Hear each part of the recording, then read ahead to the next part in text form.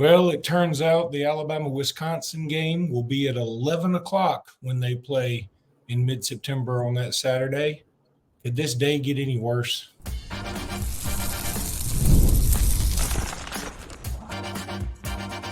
You are Locked On Bama, your daily podcast on the Alabama Crimson Tide. Part of the Locked On Podcast Network, your team every day. Hey, everybody, and welcome back into Locked On Bama. Luke Robinson, that's me. Jimmy Stein, that's him. This episode is brought to you by nobody. I just pulled that up. It's brought to you by nobody.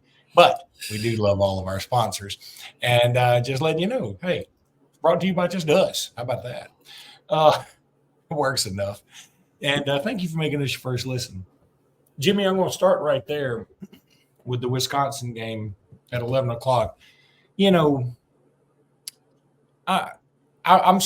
I didn't really mind the Fox broadcast when they did it for the Texas game. You know, I was at the game, but then, of course, I watched it on recorded. And it was fine. I like Gus Johnson. A lot of people get sort of turned off because he is over the top. But let me tell you this. Before we get into that, let me tell you guys something about Gus Johnson and over the topness. That one thing you got to remember now. Gus Johnson does some big games, but every now and again he does games that are stinkers early, or they just they're not as good as you thought they'd be, or whatever. And I can tell you this from a broadcaster point of view. Not that me and Gus Johnson are on the same level, but I have to call a lot of semifinal games for girls basketball or boys basketball or football games or whatever, and championship games. And sometimes those are stinkers, and sometimes they just don't have the cash. They don't carry the weight of some of these other, like a Hoover versus Thompson or something, or Phoenix City versus Thompson. So you got to create your own excitement. I'm telling you. Now, when it's Alabama, Texas, you don't. I mean, it's going to be exciting no matter what. But I wish some people would give Gus Johnson a bit of a break. I appreciate what he brings to the table. So we assume it's going to be Gus Johnson. I believe it'll be Gus Johnson. It's going to be at 11 o'clock, which, boy, I don't even know. Is Wisconsin on Central Time? I think so. Yes. Okay, well, it sucks a little more than I thought then, because at first I was thinking they're on Eastern Time, but they're not. And so I was like, at least it's noon my time. But no, it won't be, because I'll be at the game. Jimmy, you'll be at the game, right? Probably not, but I'm not 100% sure yet. Based on the way you have your hat turned, I assume you'll be at a breakdance contest. I might be. That's why I'm busy that day. Yeah, I mean, your hat was just – why was it doing that? I don't even know. I put it on. Old kids on the block. I put it on and hit record. That was the whole process. That's our entire that was the whole process. Research department. But anyway, I didn't meet with my team prior to. So 11 o'clock on that Saturday, the 14th, 15th, something like that. Y'all know what it is. It's fine. I would have preferred a night game, and I would have preferred a night game not for Alabama's sake. I guess, the old adage is if you're the traveling team, you want to be at 11 o'clock, right? But I think that works mostly for SEC games. Like, you want if Alabama's playing, say, Mississippi State or something, you want that game to be at 11 o'clock, because you don't want it to be at 7 o'clock, because then Mississippi State will show up and a lot of them will be drunk and raucous and having fun, and might give them some extra incentive, even if they're out of every kind of playoff bid they could be out of. But at 11 o'clock, they don't want to be there and you don't want to be there. So it kind of works out. 11 o'clock for Camp Randall still is probably going to lead to a pretty, hefty jump around session, right? I would think so. Okay. So you aren't too bothered, are you? I'm a little bothered, just in the sense that I'm not a big fan of 11 a.m. games selfishly. I mean, I prefer having a longer runway to Alabama kicking off and having more of a full day to prepare and get excited. It's tough. I'm not as y'all can tell from the hat, I'm not exactly a morning person. So I don't like doing things too early, particularly when it's as big as Alabama, Wisconsin. So I'm not a fan of that. But like you made a good point about Gus and Joel Klatt, who will likely be the broadcasters. I think I probably I wouldn't rank them as my favorites by any means, but I think they do a good job. I like that Gus is over the top and super excitable. I like that because I think the event demands it, and I think Gus has this enthusiasm that meets the event. So I like him. And Klatt, sometimes I'm not crazy about his opinions, but Klatt calls, his game work is fine. He certainly knows the stuff. I mean, he's not one of these wing it guys. He knows the stuff really well. So I'm not upset about the Fox part at all. But you know what it did, Luke? The reminder of, well, okay, we're going to be on Fox. We're very rarely on Fox. And that means Big Noon Kickoff is going to be there. They're there at all the Big Noon Kickoff games. So that means the Mark Ingram, Matt Leinart, Brady Quinn. That pregame show. Reggie Bush still with them? I think Mark Ingram took Reggie's place. Okay. So Ingram, Leinart, and Brady Quinn, and the host, I always forget his name. But the point is, am I going to watch that? No, I'm not going to watch that because I am super excited about Nick Saban being on game day all season. I mean, I'm not going to miss, and I've always been a gigantic college game day fan. I never miss it really. So it's not too much for me to say, hey, I'm not going to miss a single minute of game day. I kind of rarely do as is, but this year especially, I'm really fired up about Nick Saban. And I'm so excited about Saban being on game day, Luke, that if game day is not there, if game day's not at that game, Alabama, Wisconsin, I'm still going to watch whatever game day's at because I want to see Nick Saban do the show more so than I want to watch them even preview Alabama, Wisconsin for a couple hours on Big Noon Kickoff. That's how excited I am about Nick and how he's going to do on the show. And I do have some insight there. ESPN Game Day, they will show up at the same place as Big Noon Kickoff. They don't have a policy that says, hey, we're not going to do the Fox game because that's on another network. But it's got to clearly be the game of the day that everyone wants to see. And I haven't looked at the schedule, so I'm not sure that game. It's funny you say that because I just pulled up the schedule. Any other obvious? I mean, Tennessee at Florida, but see, Florida could have 2 losses by then. Yeah, that could be a reach. Oh, wait a minute. Nope, that's the wrong weekend. Let me do it this way. Oh, never mind. This is 2023. Again, crack research department. They're all fired. Yeah, it's early. A little earlier than we normally do the show, so there's going to be some kinks. But no, I'm okay with being on Fox with Gus Johnson and Joel Klatt. I just don't like the 11 a.m. kickoff time, whether you're there or not there. I just prefer later in the day. It feels like a bigger event, but I think what's more importantly, Luke, is the breakdown of Alabama, Wisconsin. We'll be doing that all summer here, but I do think this is a game our fans haven't talked about enough in terms of how difficult it will be. To me, I put it right in the middle of the schedule in terms of difficulty. I think it's Alabama's roughly their 6th toughest game, which makes it one of the tougher games of the year. It's a Power 5 opponent on the road. I do think Wisconsin is not a top-tier SEC team, but they're probably a middle-of-the-road type SEC team. I would say playing at Wisconsin is similar in difficulty, Luke, to playing at let's say, I would say South Carolina maybe, in terms of the atmosphere, the team you're going to play.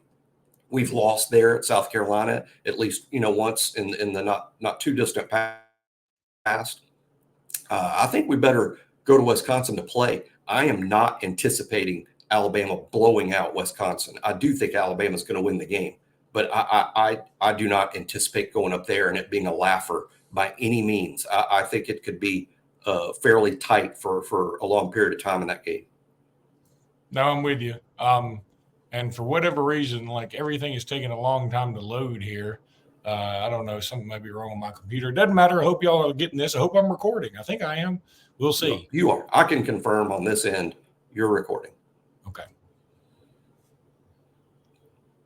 Well, still taking a long time to load. Supposed to be doing that locked on thing that it does. I don't know what the heck's happening.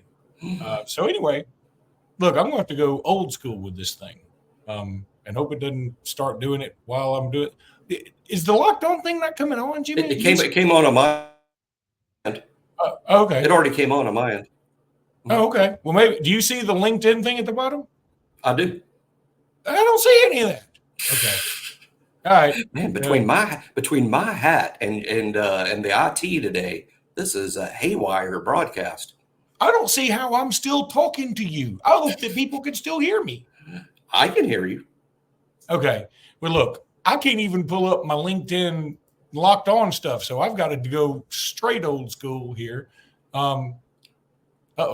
It said my browser failed to play the video clip too. I don't know what's going on. All right, doesn't matter. It did LinkedIn. LinkedIn is awesome. You want to check out LinkedIn because that's where you want to go if you're running a small business or you're for handling the hiring for a small business. And if you don't go to LinkedIn, you're not going to where everybody's going. That's all the people that you potentially want to hire. They're all on LinkedIn. That's what they do. When you're hiring for your small business, you want to find quality professionals that are right for the role. That's why you have to check out LinkedIn Jobs. LinkedIn Jobs has tools to help you find the right professionals for your team faster and for free. LinkedIn isn't just another job board. LinkedIn helps you hire professionals you can't find anywhere else. So post your job for free at linkedin.com/lockedoncollege. That's linkedin.com/lockedoncollege. Post your job for free. Terms and conditions, yeah, they'll apply. Boy, something was bad there, but I got the last video in, the last little thingamajig. Anywho. That's what the audience often says. So the other thing, a couple of other things that have come out, and we'll address these very quickly because I know you want to get into your countdown of Isaiah Fanga and Jayshon Ross. So the college football playoffs in 2027 will be going to Las Vegas. It's so hilarious to me that the Super Bowl and Major League Baseball is moving to Las Vegas, and all these things are happening in Vegas now. 15 years ago, it was just we can't even talk about Las Vegas, and Pete Rose still can't get in the Hall of Fame. I don't even like baseball. I don't care about Pete Rose. Pete Rose not being in the Hall of Fame is so dumb when you have everybody else that has been juicing for years, or you have racist or anti-Semitic people in there, or you have people that were in there before they allowed other colors and nationalities in there to play. Baseball's so dumb when it comes to their hall. Get that fixed. It's just like, to me, the NCAA being so dumb with vacating wins. Those games happened. Put them back and be done with it. You're cutting off your nose to spite your face. Regardless, I love the idea. Can you imagine? My first thought today, Jimmy, when I heard that college football playoff national championship will be in Vegas in 2027 was, okay, if you told me right now, Luke, I'm guaranteeing Alabama will be in that venue, but I'm also guaranteeing you won't be at any national championship game until then. Or you can take your chances from now until then and just see what happens. I'm taking the 2027 option. I'm taking the one where we go to Vegas for the first time, because I'm not a party person. I mean, I will go to a party and I will do my George Costanza. And then when if I ever tell a funny joke, I leave, because I'm like, always leaving wanting more. But in Vegas, I'm a different person. Really? Jimmy, I went to bed. I told you last night I couldn't do this podcast because I said, I don't think I'll make it to 8 o'clock. Remember that? Yeah, I do remember at night. And so, but in Vegas, I will stay up as long as anybody. Now, I hate myself the next week, but I'm a early to bed, early to rise guy. But if Alabama plays in Vegas for the national championship, y'all are going to be like, Luke Robinson, that guy is like Weekend at Bernie's all the time. And that's partially true because at every other party, I'm officially dead. So, but anyway, I'm excited about Vegas having it. I assume you are too. Well, let's hope it's not an 11 a.m. kickoff. And I sincerely doubt. I sincerely doubt that it will be 9 o'clock Vegas time. I sincerely doubt. No, I'm a huge fan of the game being in Las Vegas. Again, to me, it's just an event. There is, to say the least, Las Vegas is a great event town. The venue itself, where the Raiders play is a fantastic modern day football stadium. Plenty of stuff to do for the fan bases, lots of hotels and flights. And to me, it's just one of those places. I bet, Luke, when the game's over and the veterans, the people that go all the time to these games, I think the review will be, why don't they do it here all the time? And I feel that same way about New Orleans, which is a great event town.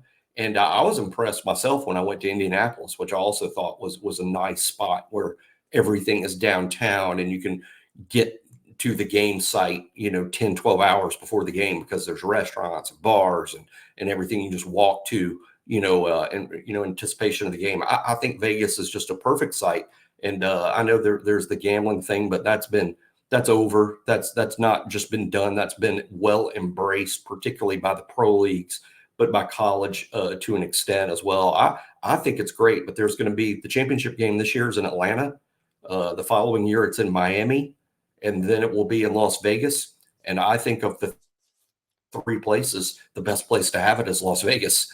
So I'm looking forward to it. And hopefully now all we got to do is watch Kalen DeBoer build a championship football team in 2027. And if he does it before then, I'm cool with it.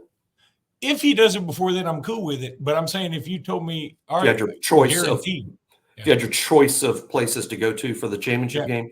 Yeah, I would.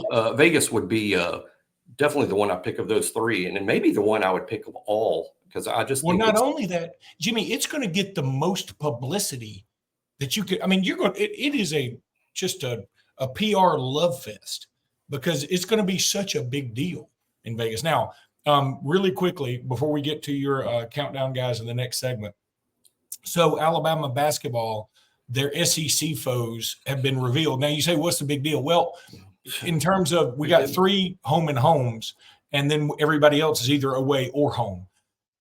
I'm going to tell you, I think Alabama sort of got a bad draw, but the more I think about it, the more I'm like, I don't know that there is a good draw. I mean, the league is just unbelievably difficult. Here's the home games for Bama: Auburn, Georgia, Kentucky, Florida, LSU, Ole Miss, Mississippi State, Oklahoma, and Vandy. See, what makes this a difficult schedule is because you need to make Vandy the road game. Vandy needs to be your road game. If that happens, it's just like football. If that happens, you're pooting through silk, as they say. I don't know if they say that. I just know somebody. Never heard of anyone say but that. Used to insinuate that you used to insinuate you have a lot of money. Like, you're so rich you have silk underwear. So, putting on silk. Okay, that's new to me. It's new to me. I assume it's a Vegas thing. Well, it's 11 o'clock Wisconsin thing.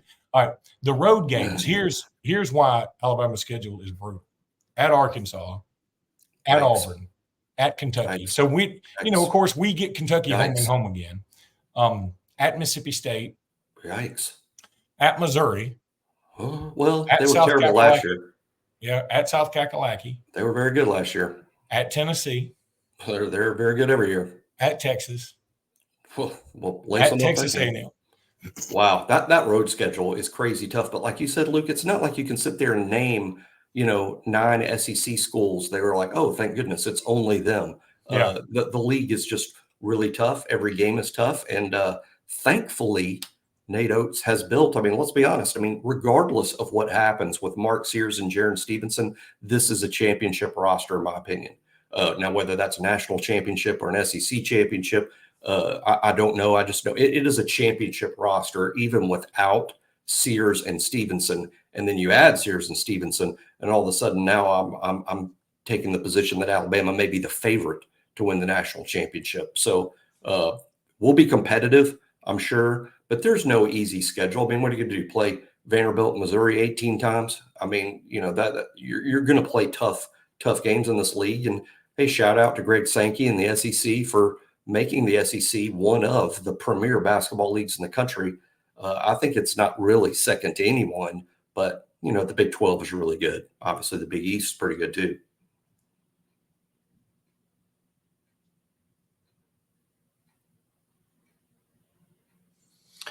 All right, Jimmy. So it's time to get into your famous roster countdown, and I love it. It is such a great thing to be able to go through this during the summertime here where we are. And so Isaiah Fonga checks in at number, 81, 84, 82? He's going to be right around 82. Right around All right, 82. let's call it 82. I don't have it in front of me. I think it's 82. I don't have it right in front of me, but I think it's 82. Or 83 even. But Fonga was there this spring, and believe it or not, I've already asked around. There were some positive things about Isaiah Fonga this spring. I think they're impressed. Now, keep in mind, the defensive line is probably the deepest position on the entire team right now. I think there are 14 scholarship players for those 3 spots on the defensive line. That makes it the deepest position on the team, alongside the Wolf spot, where there's about 6 guys at the Wolf spot, 6 tight ends, but there are 14 defensive linemen for those 3 spots. Put it this way, there's only 14 offensive linemen for 5 spots, but we have 14 defensive linemen for just 3 spots on defense. So that's why Fonga is down here near the bottom of the list, because I see him redshirting. Also a guy that no doubt needs to get a little bigger. His size, his thickness is actually already SEC level. He's just, he just doesn't have the broadest frame, I guess you would say. He doesn't take up as much space maybe as a typical defensive lineman in the SEC. But, I think there's a lot of fans of Curtis Perry on this show. I know Luke was. Fonga reminds me of Curtis Perry, who just left, in terms of there's a relentless intensity to his game. He's a get after it guy. He's a blue collar guy, max effort player. And I think as Fonga develops down the road, this kid is a good bet to be a first team rotational player down the road. It just may take a minute with him over size and technique issues, and the fact that Alabama is so deep at the spot. So I anticipate him redshirting, but I also anticipate him being a contributor down the road. This is a good pickup for Alabama and a good kid, and you're going to get max effort out of this guy. I would say he's stronger than Curtis Perry. I agree. Right? Agree. Totally. More of a natural defensive lineman. As a matter of fact, to me, Curtis Perry was like a defensive lineman that didn't really have a position, but Fonga is a defensive tackle. He's a defensive tackle. He's just not ever going to be the biggest guy in the room, but you could say that about a lot of defensive tackles in the NFL who are among the best players in the league. No doubt. And then there's Jayshon Ross, who comes here from the Missouri area, and just sort of one of those freaky kind of dudes, long wingspan, maybe a little thinner, but sort of the V cut on the torso. He's what you want when you look at somebody like, I'd like to begin to develop an edge rusher. I think Jayshon Ross would be a kind of guy where you'd want to start. Now, he's certainly not a finished product, but I think he can be a dude. Sort of reminds me of, you might remember this guy, and I'm not saying he's going to be as good as this guy, but he reminds me of, and it's partly because same frame, same area of the country. But you remember Mark Anderson? I think played probably during the Shula years. He played for the Bears for a while. Yeah, he went on to play in the NFL. And I think there's some Mark Anderson in Jayshon Ross. That's what some older Alabama fans might remember. And Mark Anderson, he's a flash edge rusher. This is your typical speed rusher that will line up on the edge and just beat the offensive tackle to the quarterback. He's just a flashy, athletic dude. Now, he is playing on, like I said earlier in the show, he's at the Wolf spot. So this is the deepest position on the team. He's another guy that I'm anticipating redshirting. It has nothing to do with how good Jayshon Ross might be one day. But why play a kid who at his spot, there's Keanu Coote, there's Q Robinson. Those two are going to share starting duties, right? Well, they're even backed by Quay Russaw, who's going to be way up in this countdown because Quay Russaw had a heck of a spring. And Russaw's starting to make his move, and he's the third guy. And there's even a fourth guy in Yanze Pierre, who's a year older than Jayshon Ross. And we didn't even talk about Yanze Pierre. I think Quay Russaw has sort of stole some of his headlines this spring. But Yanze Pierre is still a guy to be excited about. down the road. And Jay Sean Ross is even behind those guys. Then he's got another true freshman who's ahead of him in this countdown who hadn't even been here yet. And that's Noah Carter, who I've got even ahead of Jay Sean Ross. So Ross is almost certain to redshirt, but I'm excited about what he might be. That Mark Anderson comp, I think, is in the ballpark. And we know what Mark Anderson became at Alabama. And then, as Luke said, went on to play in the NFL for a few seasons with the Bears. All right, that's going to do it for today's podcast. Thank you guys so much for joining us. We'll be back tomorrow with probably some more countdown stuff. But, I didn't expect to get all the SEC basketball news. I didn't expect to get the CFP news or the kickoff times. I'm so excited, man. Kickoff times, they are makes it seem like football's close. It does. Kickoff times get me weirdly excited. I don't know why.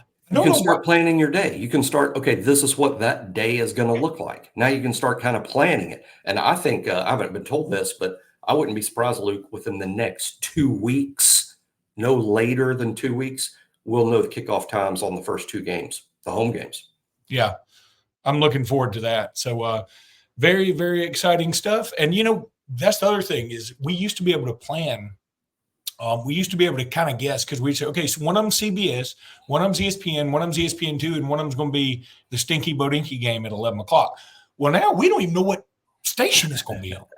Yeah, it could be on any of the ESPN and ABC, the home games, and the kickoff times will all be different. And like I've said from the start, Luke, I think switching over to ESPN for all the SEC games, I think there's going to be fewer 11 a.m. games and more primetime games. And boy, it sure would be nice if Western Kentucky and South Florida were primetime games, just simply to get us out of that September heat in Tuscaloosa. So that would be nice. And who knows, we could get breaking news on that. And again, we're really into the countdown now, and each day the names get bigger, and you can follow the countdown here or on BOL, where I write up my pieces on these dudes. All right, we'll be back tomorrow morning. Until then, roll tide, everybody. Roll tide.